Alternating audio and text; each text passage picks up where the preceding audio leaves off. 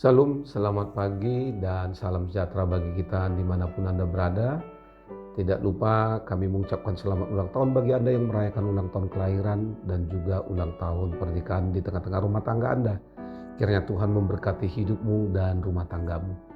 Kami juga selalu berdoa bagi Bapa di surga, kepada Bapak Ibu Saudara-saudari yang masih terbaring lemah di tempat tidur, baik di rumah sakit maupun di rumah Anda. Kiranya Tuhan menjawab doa-doa kita dan Anda sekalian diberikan kesembuhan untuk dapat kembali beraktivitas sebagaimana biasanya. Sebelum kita memulai segala sesuatu aktivitas dalam satu hari ini, mari kita terlebih dahulu mendengarkan firman Tuhan untuk hari ini. Firman Tuhan untuk kita saat ini diambil dari kitab 1 Yohanes pasal 3 ayat 2, begini dikatakan. Saudara-saudara yang terkasih, sekarang kita adalah anak-anak Allah, tetapi keadaan kita kelak belum dinyatakan. Namun kita tahu bahwa apabila Kristus dinyatakan, kita akan menjadi sama seperti Dia, sebab kita akan melihat Dia dalam keadaannya yang sebenarnya. Demikian firman Tuhan. Saudara-saudari, seorang anak yang bernama Dylan McCoy, bocah laki-laki yang berumur 3 tahun yang baru saja belajar berenang, terjatuh ke dalam sumur sedalam 12 meter lebih kurang di pekarangan halaman kakeknya. Dylan jatuh ke dalam gara-gara dia menginjak tutup sumur yang terbuat dari kayu dan kayu tersebut sudah lapuk. Di dalam keadaan itu Dylan berusaha bertahan dengan mengapung di atas air sedalam 3 meter sampai ayahnya datang menyelamatkannya. Sebenarnya pemadam kebakaran ingin menggunakan tali tambang untuk mengangkat anak itu.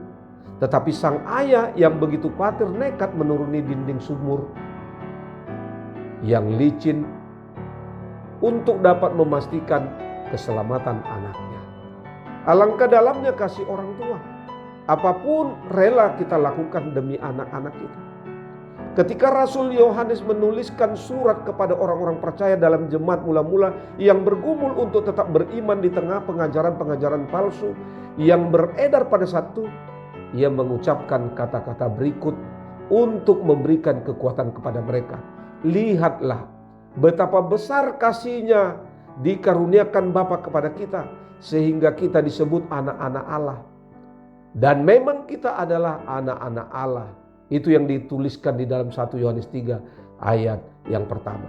Saudara, sebutan anak-anak Allah atas orang-orang yang percaya kepada Yesus bersifat intim dan mengikat. Semua orang yang percaya kepadanya telah sah menjadi anggota keluarga Allah. Alangkah dalamnya kasih Allah yang mendorongnya bertindak bagi anak-anaknya. Ada tindakan-tindakan luar biasa yang hanya dilakukan orang tua untuk anaknya. Seperti ayah Dylan yang turun ke dalam sumur untuk menyelamatkan anaknya. Demikian juga dengan tindakan luar biasa yang dilakukan oleh Bapa kita yang di surga, yang mengaruniakan anaknya yang tunggal demi membawa kita dekat kepadanya dan memulihkan hubungan kita dengan Dia. Saudara, jika kita menyadari siapa diri kita, maka tidak ada seorang pun di antara kita yang mau memegahkan diri di hadapan Tuhan. Karena semua yang kita miliki, yang kita terima, yang kita lakukan, dan yang kita dapatkan semata-mata hanya karena kasih karunia Tuhan. Itu yang dikatakan dalam Yohanes 3 ayat 16. Karena begitu besar kasih Allah pada dunia ini, sehingga Ia mengaruniakan anak yang tunggal, supaya kita selamat, supaya kita tidak binasa. Saudara, suatu sukacita besar ketika kita menyadari bahwa kita telah diangkat oleh Allah menjadi anaknya yang terkasih. Karena itu mari kita bermegah di dalam Tuhan. Mari kita bersukacita di dalam Tuhan ketika kita melakukan segala sesuatu aktivitas dalam satu hari ini. Selamat beraktivitas. Tuhan Yesus memberkatimu. Salam.